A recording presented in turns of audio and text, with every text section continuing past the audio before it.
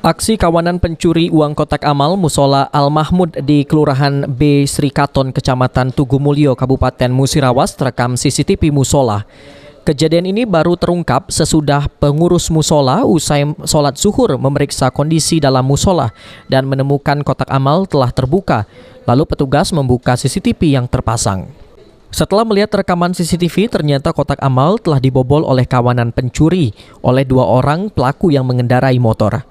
Pelaku sendiri berhasil mengambil uang tunai Rp200.000 di dalam kotak amal yang belum diambil oleh pengurus selama 1 minggu.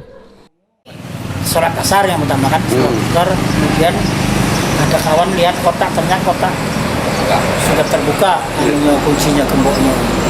Kemudian kami berinisiatif buka kembali CCTV.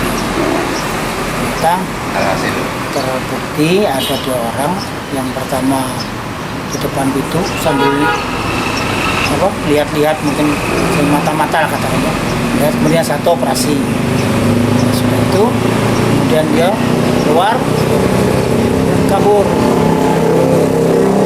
Kehilangan berapa? Banyak, Pak? Nah, kayaknya karena baru dibuka ini. Iya. Seminggu yang lalu baru dibuka.